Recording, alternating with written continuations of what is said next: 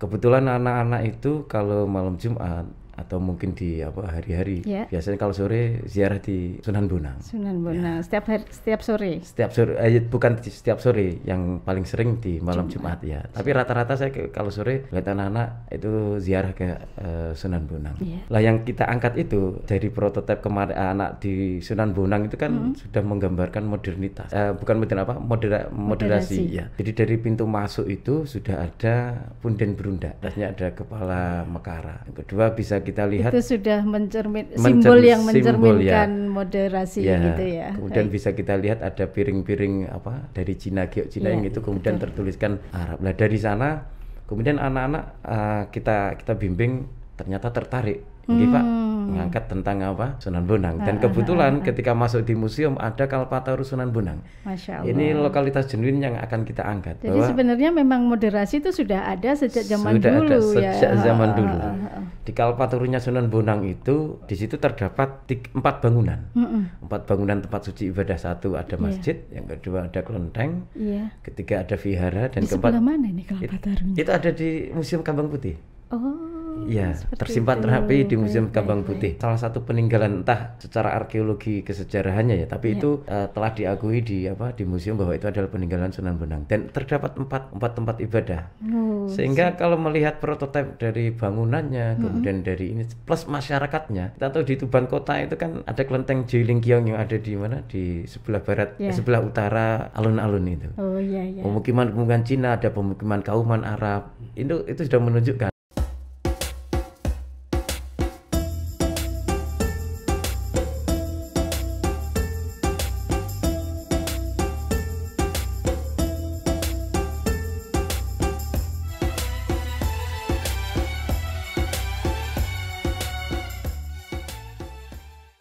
Assalamualaikum warahmatullahi wabarakatuh.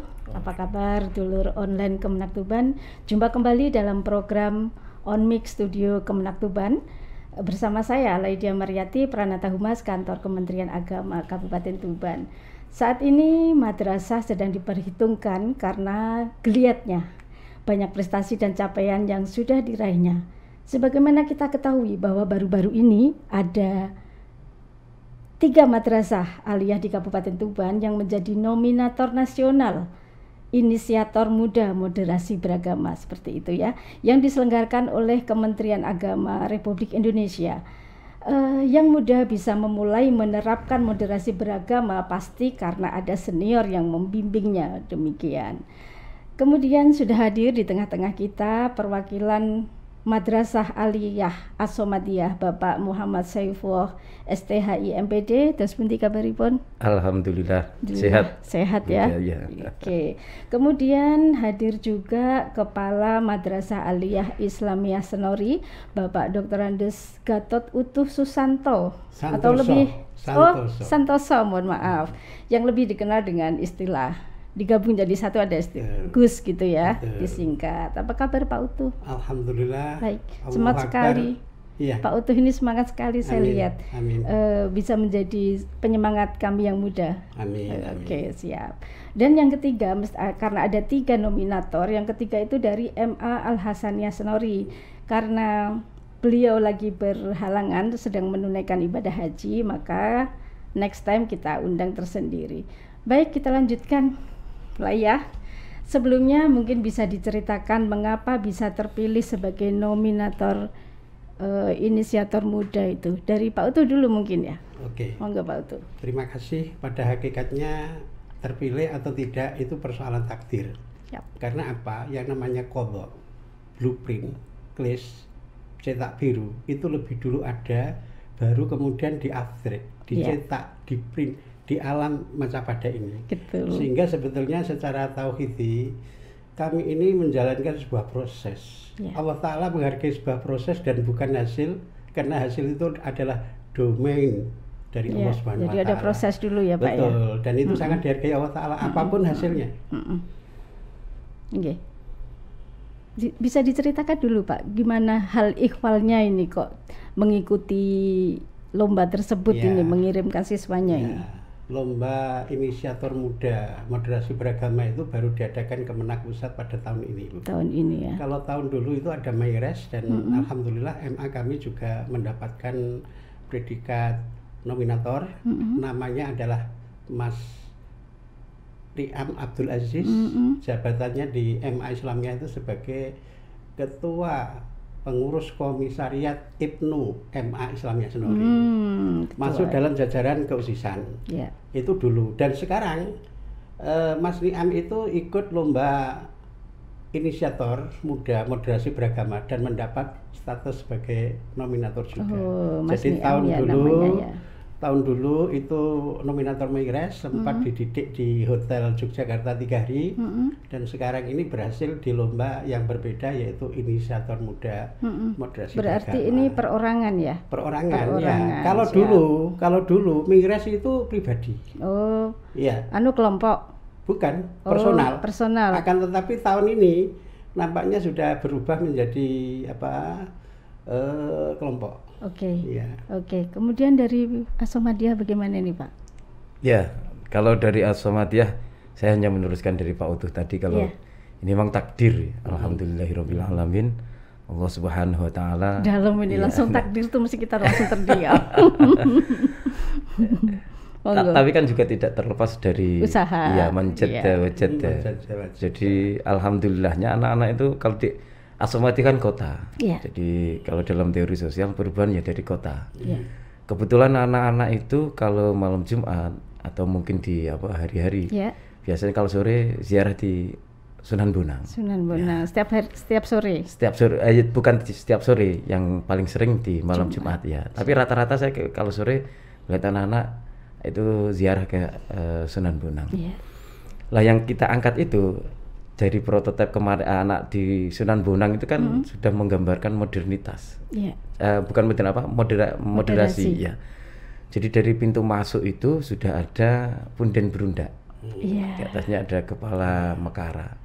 Yang kedua bisa kita lihat itu sudah simbol yang mencerminkan moderasi gitu ya. Kemudian bisa kita lihat ada piring-piring dari Cina, geok Cina yang itu kemudian tertuliskan Arab. Nah dari sana kemudian anak-anak kita bimbing ternyata tertarik, Pak, mengangkat tentang Sunan Bonang. Dan kebetulan ketika masuk di museum ada Kalpataru Sunan Bonang. Masya Allah. Ini lokalitas genuin yang akan kita angkat. Jadi sebenarnya memang moderasi itu sudah ada sejak zaman dulu ya. Sejak zaman dulu. Di Kalpatarunya Sunan Bonang itu di situ terdapat 4 bangunan. 4 bangunan tempat suci ibadah. Satu ada masjid, yang kedua ada kelenteng, ketiga ada vihara, dan keempat sebelah mana ini Kalpatarunya? Itu ada di Museum Kambang Putih. Iya, tersimpan itu. rapi di Museum Kambang Putih. Jadi salah satu peninggalan entah secara arkeologi kesejarahannya ya, tapi itu telah diakui di museum bahwa itu adalah peninggalan Sunan Bonang dan terdapat 4 tempat ibadah. Sehingga kalau melihat prototipe dari bangunannya, kemudian dari ini plus masyarakatnya, kita tahu di Tuban Kota itu kan ada kelenteng Jeilingkiong yang ada di mana? Di sebelah barat, sebelah utara alun-alun itu. Pemukiman Cina, ada pemukiman Kauman Arab. Itu sudah menunjukkan. Jadi nggak salah ini kalau Tuban ini moderasinya melebihi. Kemarin tuh melebihi Pak, nilainya melebihi nasional bahkan. Iya, alhamdulillah. Berarti memang sudah terbina sejak dulu ya. Betul, baik. Itu yang kemudian kita angkat. Jadi bagaimana ketika nanti anak-anak itu kemudian kita arahkan itu bisa kemudian menjadi studi bukan hanya kita yang ada di Muslim, tapi juga menjadi studi anak-anak yang ada di agama lain. Dan ini bisa merekatkan.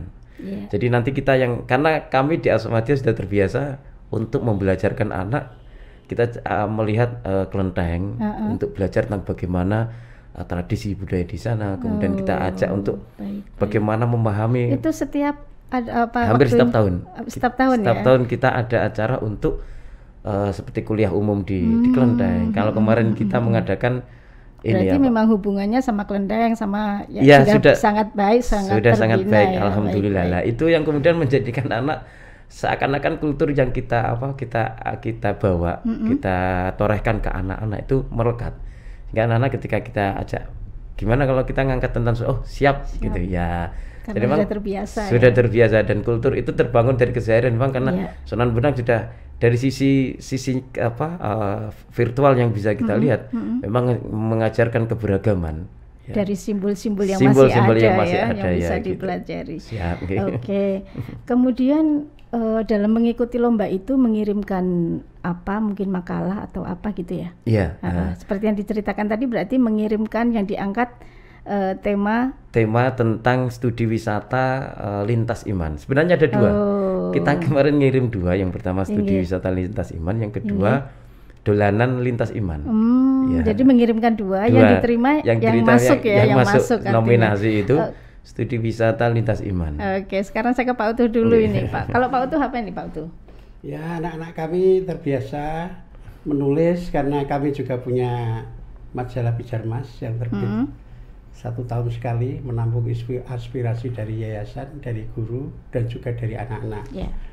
Kemudian ketika 3 bulan lalu itu ada berita info dari Ibu Kasih Menma, Ibu Haja Umi Kulsum, yang juga diperkuat oleh Bapak Pengawas Bina kami, yaitu Bapak Dr. Edi Haji Suwarno MPD, agar supaya madrasah kami ikut. Maka pembina OSIS di bawah komando Waka Kesiswaan itu menjaring kepada para wali kelas. Siapa anak bina penjaringan semua, Bapak Ibu wali kelas yang bisa ditampilkan. Ada usulan dari beberapa wali kelas, tentu saja setiap wali berupaya untuk menonjolkan anak binanya pada kelas tersebut yang diwalinya. Akan tetapi setelah diseleksi oleh pembina OSIS, kemudian dinaikkan ke Waka Kesiswaan dan kemudian disodorkan ke saya menyatakan bahwa 2 anak yang diorbitkan oleh pembina dan disetujui oleh Waka Kesiswaan itu kemudian kita ikutkan dalam lomba itu. Kalau boleh tahu judulnya apa ini, Pak? Judulnya adalah tentang keberagaman manusia di dalam segala aspeknya. Bisa juga kaitannya koneksi dengan antar agama lain, dengan etnis, budaya, bahasa, dan juga kesukuan, sehingga tercipta keseimbangan antara aspek rohbaniyah dan insaniyah. Sebetulnya saya juga perlu mentakkid yang disampaikan oleh Bu Ida, bahwa tadi disampaikan di depan Pak Saiful tadi bahwa moderasi itu sudah sejak dulu. Ada. Tapi sebetulnya bukan sejak dulu, sejak dahulu kala sekali. Sejak Islam ada tentunya. Bukan gitu. Sejak Islam ada, bahkan sebelum manusia diciptakan. Sudah ada moderasi. Kalau dicermati di dalam tulisan saya di Radar Tuban, tanggal 16 Ramadan 1443 Hijriah bertepatan tahun dengan lalu 16 April 2022 sudah saya nyatakan Allah Ta'ala itu kurang apa sih? Tapi akan menciptakan manusia saja kok perlu menginfo kepada malaikat. Iya, meskipun malaikat keberatan karena dulu Banu Jan sebelum manusia diadakan di muka bumi untuk itu. Apa menginfo? Padahal kalau langsung saja berkehendak bisa saja langsung ini gitu kan ya. merupakan suatu toleransi dari Allah Ta'ala. Masya Allah. Jadi di situ sudah sejak zaman dulu sekali. Baik. Jadi seperti itu. Iya. Zaman kuno makuno yang ketika itu belum ada tanggal, belum ada hari, belum ada bulan, belum ada tahun. Azaliyah ya seperti itu, tidak bisa disifati secara waktiah. Saya rasa begitu, Bu. Oke. Ada lagi yang mau disampaikan, Pak Utuh? Iya. Selanjutnya tadi juga sempat saya paparkan di tulisan yang sudah saya share dari materi kami di Japos itu kepada Bu Ida, bahwa pada zaman Nabi Ibrahim alaihissalam yang super kaya, rumahnya itu menghadap ke 4 penjuru, suka menjamu tamu. Ketika akan makan kok belum ada tamu yang lewat, maka beliau rela berjalan sejauh 7 kilo untuk mengajak, mencari orang diajak makan. Masya Allah. Ini jadi Nabi Ibrahim, kalau sudah 7 kilo kok tidak dapat, ya beliau makan sendiri bersama keluarga. Tapi ini kan sebuah perjuangan kedermawanan yang hampir tanpa batas. Ini pernah ada kafir yang meminta-minta kepada Nabi Ibrahim agar supaya diberikan makanan. Nabi Ibrahim ketika itu hati dan otak tauhidnya sudah jeduk. Lagi kafir, musuh pangeran, nek tak kei mangan, jangan-jangan nanti Allah Ta'ala cemburu. Jadi ketika itu hatinya beliau seperti itu. Beliau kan termasuk ada kekhawatiran. Ada kekhawatiran. Ternyata begitu diabai, Allah Ta'ala menegur Nabi Ibrahim, ojo ngono Ibrahim, itu makhlukku, senajan kafir selama ini yang menjamin rezeki kan saya. Lah hari ini rezeki dia saya jamin melalui kamu. Mengapa kamu ingkar kepadaku?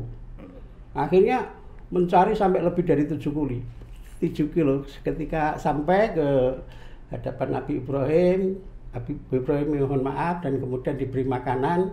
Karena toleransinya yang tinggi itu si ateis, si kafir itu menjadi terenyuh dan kemudian masuk agama tauhidnya Nabi Ibrahim. Luar biasa. Lagi, catatan lagi, Allah Ta'ala itu zat yang maha kuasa, sangat rohbaniyah. Akan tetapi sifat kemanusiaannya melebihi dari manusia itu sendiri. Syariat puasa pada awal Islam, itu start puasa itu dimulai Isya. Iya. Kemudian sampai maghrib. Jadi setelah maghrib itu berbuka, termasuk boleh mengumpuli istri, dikumpuli suami, itu imsaknya itu waktu Isya. Betapa repotnya. Umar bin Khattab itu sangat perkasa, setan saja takut.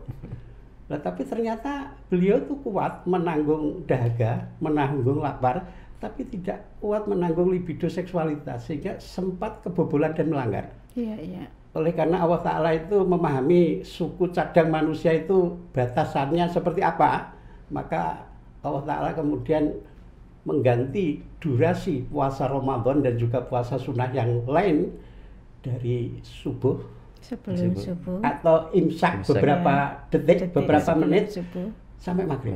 Setelah maghrib boleh bersenang-senang sampai menjelang subuh lagi. Ini kan Allah Ta'ala itu moderat, sangat bermoderasi. Lagi syariat Islam dalam Mi'raj Nabi Muhammad SAW, sholat 50 kali. Kemudian atas proposal Nabi Musa alaihissalam dikepres menjadi 5 kali dengan pahala yang minimal sama dengan 50 kali. Karena minimal amalnya seorang muslim kan dikalikan 10. 5 waktu kali 10 menjadi 50 waktu. Kurang apa sih Allah Ta'ala itu? Nah, kita belajar dari Allah Ta'ala. Maka dari itu di Jawa Pos itu tulisan saya kita itu, jadi ingat lagi nih Pak. Ya, tulisan saya di Jawa Pos itu lumayan banyak dicermati. Dan Allah pun mengalah. Lu Gusti Allah sopo kok gelem ngalah? Iya. Tapi mengapa kita itu manusia mengajarkan ada yang tersembunyi betul. Di situ. Mengapa manusia kok petentang mau menangnya sendiri, seolah-olah berkuasa sendiri? Petentang itu Pak. Iya, jadi kadang-kadang bahasa lokal itu tidak mudah untuk diterjemahkan ke dalam bahasa manapun. Menarik sekali apa yang disampaikan Pak Uto ini. Satu lagi Pak Uto yang belum tersampaikan ini. Tadi kan disampaikan kalau dari Asomadiyah, klasifikasi memilih anak itu dari pembiasaan yang dilakukan ketika ziarah di Makam Sunan Bonang seperti itu. Kalau dari MA Al-Islamiyah sendiri bagaimana? Satu, mengamati wajah anak, karena wajah itu adalah mencerminkan segalanya. Wajah. Iya. Baik. Kalau kita sangat peka. Jadi begini Bu Ida, ketika kita melakukan apapun, ya baik atau buruk, itu semuanya terekam di dalam hati. Hati memantul, membias ke wajah. Sehingga sebetulnya seseorang itu tidak perlu mengklaim dirinya baik atau dirinya buruk, cukup dilihat aroma wajahnya saja, itu bisa disimpulkan dia termasuk aroma wajah ini bagaimana Pak Uto? Aroma itu kan kalau bahasa letterlek, ya aura juga, tapi kalau aroma dalam bahasa letterlek itu kan kaitannya dengan bau. Akan tetapi kadang-kadang dalam hal tertentu, kayaknya dalam ini Pak Paulus, saya mesti iya. Akan tetapi dalam hal tertentu kadang-kadang bisa berubah menjadi wajah, menjadi aura, menjadi bersinar dengan istilahnya mendapat sirul ilahiyah. Cara Jawanya itu ulate padang gitu ya. Betul. Ulate peteng sama ulate padang ya Pak. Maka setelah melihat wajah kok nampak meyakinkan, dicek, di cross check apa betul wajah ini mencerminkan kondisi yang sebenarnya, dan ternyata benar. Gitu ya. Saya itu begini Bu, bertahun-tahun menjadi guru mengajar di kelas. Sekarang ini kepala kan tidak wajib mengajar di kelas. Ketika saya tes, belum saya koreksi itu saya berikan nilai dulu, melihat wajah seseorang. Tapi ternyata alhamdulillah hasilnya tidak beda jauh dengan prediksi sebelum dikoreksi. Seperti itu ya Pak ya. Jadi gerak-gerik kita itu terekam Bu. Oke. Kemudian lanjut lagi nih ke Pak Saiful ya. Mungkin bisa diceritakan Pak, kegiatan apa yang ada di As-Samadiyah selain tadi yang ziarah tadi ya. Kira-kira kegiatan yang tiap tahunnya tadi Pak yang dilakukan untuk memupuk moderasi sendiri. Ya, saya akan sedikit bercerita tentang As-Samadiyah. Ini versi saya yang saya di sana sejak 2005. 2005. As-Samadiyah sendiri berdiri sekitar tahun berapa ya Pak? Kalau pondoknya ya kisaran 1800-an. Wah, tua sekali ya. Sekitar mau angkatan ke-7 ini. Kalau ya beberapa versi kalau saya hitung seperti itu. Nah, kalau saya mengamati dan saya insider di As-Samadiyah mulai dari pembelajaran. Jadi di sana kita belajar dan belajar bersama itu secara merdeka. Jadi saya mengajar anak gitu, timingnya tidak harus sesuai dengan apa yang tertera di jadwal. Jadi andai kok saya butuh untuk tambahan waktu di malam, anak-anak saya suruh ajak kumpul-kumpul. Itu yang saya lakukan. Dan saya merdeka. Yang kedua, jangan saya Pak. Mereka domisili di pondok atau di pondok ya, ada jadi yang lebih gampang untuk mengumpulkan ya. Kayak kemarin untuk saya melakukan bimbingan ke anak-anak itu habis isya sampai jam 11. Karena memang stay di pondok tentang ini. Jadi kita briefing di bimbing di musola, dan itu di luar jam pembelajaran. Kalau secara formal itu dari pengaturan waktu. Kemudian secara berseragam kita di sana itu tidak ada penyeragaman. Jadi anak bersekolah ketika yang penting masuk, kemudian menggunakan baju rapi, menutup aurat gitu. Tidak ada seragam berarti. Tidak ada seragam. Saya mau main-main ke sana nanti. Monggo silakan. Pun saya ketika ngajar itu merdeka. Kadang saya pakai sarung. Berarti ini sudah menerapkan IKM ya. Memang merdeka. Jadi sebelum negara kita menerapkan IKM, kemerdekaan belajar di As-Samadiyah, alhamdulillah. Ya. Pun dengan input. Jadi anak dengan kondisi apapun kita terima. Bahkan yang ikut ini yang ikut itu Dwi Nur Ainiyah. Itu kalau tadi bahasa Pak Utuh melihat dengan wajah. Karena ini kompetisi, saya melihatnya dengan kompetensi. Baik. karena ininya kompetisi. Jadi anak ini dulu lulusan dari Sarang. Lulusan dari Sarang, kemudian orang tuanya nggak tahu orang tuanya, kalau saya prediksi mungkin berkemampuan biasa. Karena hari ini kan sekolah itu rata-rata mahal. Jadi lewat online daftar di As-Samadiyah, karena di As-Samadiyah itu kan SPP-nya sangat murah, 1 semester 80.000. Itu satu semester 80.000. Masya Allah, luar biasa. Itu satu semester 80.000 ya. Itu kalau punya uang. Masya Allah. Dan kalau tidak punya uang bisa kemudian, dan orang tua dari anak ini, kalau dalam bahasa ini memberikan. Ini asli mana Mbaknya? Ini asli Banjar, anak Banjar. Tapi di pondok. Ya, mukim di pondok. Jadi kompetensinya alhamdulillah anak ini. Dalam menghafal Jurumiyah, Umriti, coba membaca kitab pun sudah lancar anak ini. Kemudian secara kalau kemarin waktu saya bimbing di ininya, kompetensi itu penulisannya juga bagus. Jadi saya kalau memilih seperti itu, saya ini Pak Utuh kalau panjenengan dengan aura kalau saya langsung praktis butuhnya apa.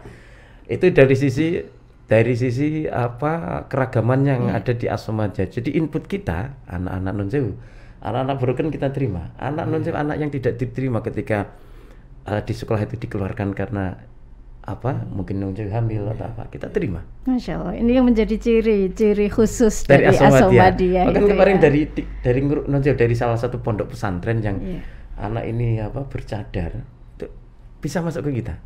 Karena kita monggo siapapun sangat welcome. Karena itu tadi moderasinya lah. Jadi pendidikan itu ditambah dengan porsi-porsi modern dari sisi pembelajarannya kita beragam, sehingga anak itu tidak kemudian satu mindset. Anak bisa memahami saya yang sangat merdeka, bisa memahami guru lain yang memang sangat formalitas. Itu kita suguhi anak-anak dengan berbagai macam karakter, sehingga di mindset mereka mempunyai keragaman dalam berpikir. Itu dalam pembelajaran.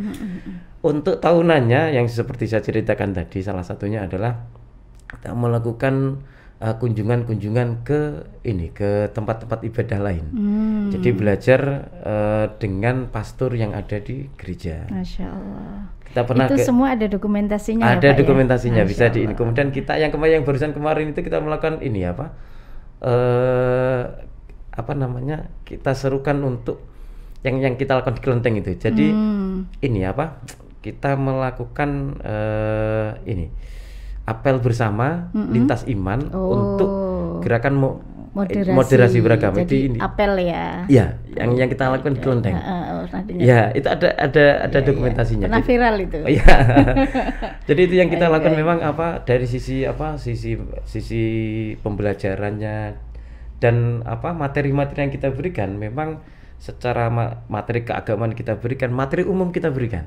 Jadi dan itu perimbangannya sangat-sangat besar kalau di Asomatia, sehingga anak mempunyai mindset walaupun Dwi Nur Ainiyah ini secara kitab, secara kemampuan inilah lebih di keagamaannya, tapi kemudian dengan kita isi beberapa materi-materi tentang pembelajaran secara umum, dia kemudian terbuka cakrawalannya. Oh, ternyata tidak sesempit itu gitu loh. Sehingga hari ini anak-anak, wah, kita harus kuliah nih. Betul, jadi tidak hanya mondok, harus kuliah kalau iya. Jadi tujuan kita adalah bagaimana anak-anak pesantren itu bisa menjadi bisa kemana-mana, ke ranah-ranah umum. Tidak hanya stay di pesantren setelah itu kemudian mondok lagi, tidak. Tapi bagaimana mewarnai dunia-dunia kampus yang dunia-dunia umum itu. Sehingga dengan seperti itu radikalisme bisa terkikis. Anak-anak yang mempunyai memang harus dipupuk dari sekarang ya Pak Uto ya. Kalau orang tuanya saya yakinlah, karena pelajaran-pelajaran yang dulu-dulunya dari orang tuanya juga masih lekat. Tapi sekarang ini kan zaman luar biasa. Perkembangan teknologi juga luar biasa, apalagi medsos ya. Dengan minim-minimnya pengetahuan tiba-tiba dimasuki itu bahaya sekali. Baik, sekarang kita ke Pak Uto. Kalau Pak Uto bagaimana Pak Uto? Ya, catatan dari apa yang disampaikan saudara saya Bapak Saifullah bahwa Asomatia itu lebih berani dalam mengekspos keberagamaan daripada MA Islam Asnori. Saya ini kan ada buletin AMI. Kebetulan sebagai redaktur senior, sebelum ditayangkan itu saya melihat Gus Rizal memimpin upacara Kelenteng sini. Ada dokumentasinya. Dokumentasinya sampai ke Islamiyah Senori ya. Loh, ini disebarkan ke seluruh RA, MI, MTS, MA. Saya tahu karena sebelum saya kan diberitahu sebagai redaktur senior itu. Dan MA Islamiyah tidak seberani itu. Mengapa? Saya juga memaknai bahwa keberanian itu tidak bisa dipaksakan. Kiai-kiai kami di Senori itu biasa doa bersama dengan pendeta, dengan pastor, itu kiai kami. Mengapa kiai-kiai kami tidak melepas anak-anak terus liar di kelenteng, di gereja? Itu juga untuk antisipasi jangan-jangan iman mereka belum cukup. Itu satu. Yang kedua, dengan pemahaman keislaman yang dianggap belum sangat matang untuk menghadapi moderasi itu, jangan-jangan nanti terjebak pada sinkritisme, mencampurkan masing-masing lembaga ini punya cara tersendiri tapi disesuaikan dengan kondisi siswa. Betul, dan itu adalah keberanian dalam mengambil sikap, meskipun tidak harus sangat berani ambil peran kerjasama bergaul langsung dengan umat agama lain. Jadi keberanian itu bermacam-macam. Jika sekiranya murid kami sudah sangat memenuhi syarat, kemudian kiai-kiai kami yang moderat itu pasti akan mengizinkan ke sana. Tapi untuk saat ini terus kira-kira kapan ini Pak sudah ada bayangan jangka waktu? Oh, ini sudah cukup, ini sudah bisa ini diajarin yang ya, prediksi itu bisa saja. Perkiraan saya masih memerlukan waktu minimal ya 5 tahun. 5 tahun untuk bersegera nampaknya belum. Tapi yang jelas moderasi itu kan tidak terpaku pada hubungan keagamaan saja. Bisa antar etnis, bisa suku, adat istiadat. Kalau adat istiadat atau semi kesukuan itu biasa, Pak. Biasa, Bu ya. Karena apa? Karena MA Islamiyah yang didirikan pada tahun 1971.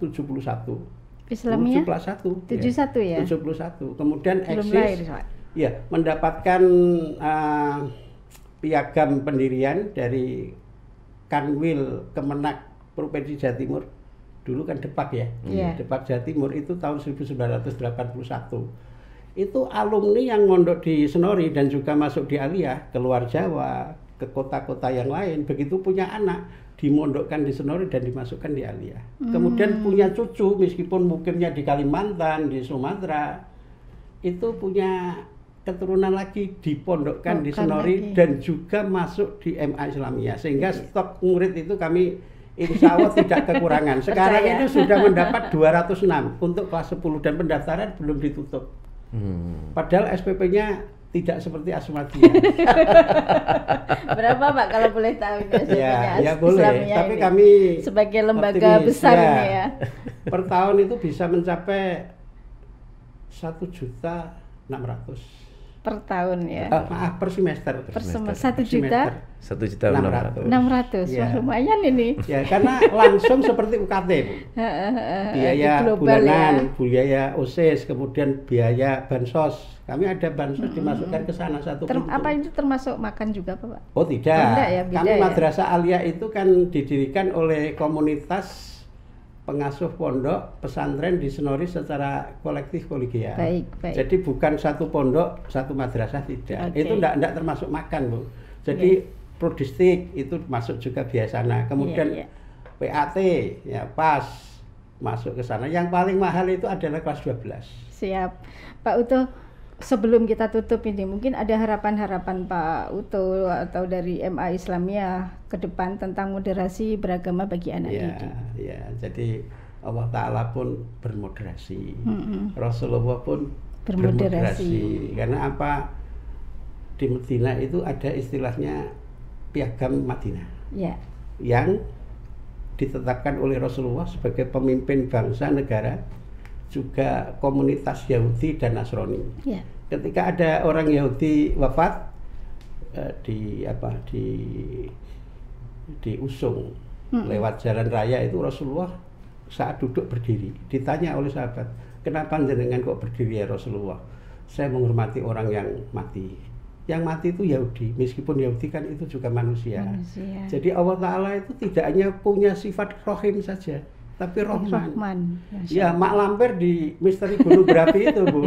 Oh, kurang vulgarnya gimana? Tapi karena dia itu mau tirakat, katanya Mas Saifullah tadi, manjada wajada, yo sakti akan dibunuh oleh muridnya sendiri, tahu.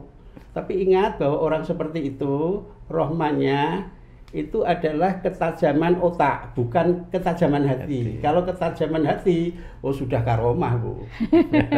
Wali Allah tidak hanya orang yang tirakat saja. Mudah-mudahan dengan adanya moderasi yang semakin digalakkan itu, satu, komunitas kita tidak terjebak pada sinkretisme, mencampur adukkan semua agama. Yang boleh itu adalah kerjasama insaniyahnya, muamalahnya, hubungan sosialnya, bukan ibadahnya. Kemudian yang kedua, dengan moderasi ini diharapkan tidak terlalu terjadi paranoid, ketakutan yang berlebihan bahwa kalau berhadapan orang Kristen pasti orang Kristen itu akan kristenisasi, mempengaruhi orang Islam, masuk pakai supermi, pakai beras. Nah, makanya rahasianya apa? Gus Dur itu bersedia ceramah di gereja itu agar supaya untuk mengantisipasi pastor-pastor, pendeta-pendeta itu sungkan untuk masuk wilayah Islam dengan misi kristenisasi itu.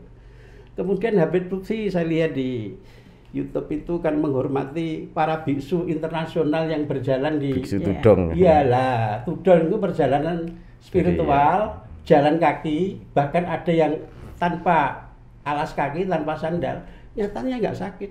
Disuruh mampir, dicukupi akomodasinya, penginapannya, konsumsi. Loh, sampai seperti itu, nyuwun sewu loh. Padahal Habib Lutfi itu bukan orang sembarangan. Pemimpin Thariqah Al-Mu'tabarah An-Nahdliyah. Kemudian pemimpin Sufi internasional, Mustasar PBNU, dan juga yang paling seru mulai proses modernisasi beliau mendirikan Petanisia, pembela tanah air Indonesia, yang isinya harus terdiri dari beberapa tokoh agama dan yang kedua tokoh suku, sehingga bisa membaur konflik antar umat beragama bisa diredam semaksimalnya. Baik. Demikian Bu Ida. Baik, kemudian kita menuju ke Pak Saiful nih. Harapan-harapannya Bapak. Oke, yang pertama moderasi bukan hanya teori, tapi moderasi perlu untuk kita implementasikan dari hal yang paling kecil, terutama pada diri kita, bahwa kita menjadi insan-insan yang merdeka, yang itu harus bisa mengimplementasikan diri secara merdeka dan bergaul secara merdeka. Itu harus bisa kita wujudkan. Kalau dalam pendidikan, kita harus memberikan pendidikan yang moderat terhadap anak-anak kita. Kita harus mau menerima anak-anak yang moderat juga, bahwa anak-anak dengan keragaman pengetahuan, keragaman latar belakang harus tetap kita terima. Sehingga kalau di As-Samadiyah itu siapapun yang mau untuk belajar di As-Samadiyah akan kita terima. Kalau bahasa dari Gus Ria itu sing penting urip. Sing penting urip pasti diterima. Iya, jadi hidup berkehidupan itu menjadikan sesuatu yang penting, bahwa kita menjadi insan yang merdeka harus moderat, dan moderasi bukan hanya teori, tapi harus kita implementasikan, karena baik dalam ranah pribadi maupun secara formal, sehingga kita bisa berlaku moderat, bukan hanya dengan orang-orang yang kalau bahasa Pak Oto tadi orang-orang lain lintas iman, tapi dalam keimanan yang sama juga kita juga mempunyai orang-orang yang moderat, baik di tatar stratifikasinya maupun di tatar diferensiasinya. Terkadang kita dengan orang-orang miskin atau dengan orang-orang kaya itu menjadi sesuatu inferior ataupun superior. Sudah ada kesenjangan. Iya, sudah ada kesenjangan. Itu yang kemudian itu harus kita implementasikan dalam kehidupan sehari-hari, terutama kalau dalam sisi pendidikan. Kita harus memberikan pendidikan yang moderat terhadap anak-anak kita. Baik. Jadi itu harapan kami, dan mudah-mudahan ikhtiar dari negara kita, ikhtiar dari Kemenak pusat untuk memoderasikan dengan seluruh bangsa ya. Dengan jalan salah satunya adalah memberikan ruang pada anak-anak untuk menjadi inovator muda, menjadi anak yang moderat, itu bisa menjadi pengusung moderasi di negara kita. Rijalul Ghad Subhanul Yaum. Anak-anak pemimpin masa depan adalah anak-anak masa sekarang. Insyaallah. Terima kasih, tak terasa waktunya ini terus berjalan. Next time kita sambung lagi ya. Baik, terima kasih dulur On Mix Studio Kemenak Tuban yang berbahagia. Semoga sharing ilmu dan informasi yang kita bagikan tadi bermanfaat dan bisa menambah semangat untuk menuju madrasah mandiri dan berprestasi. Sebelum kita akhiri, ada sebuah pantun nih Pak Oto. Ya. Lalap kemangi jangane boros, campur kembang turi, aduhai sedap sekali. Saya Lydia Mariati selaku host pamit undur diri, sampai jumpa di lain hari.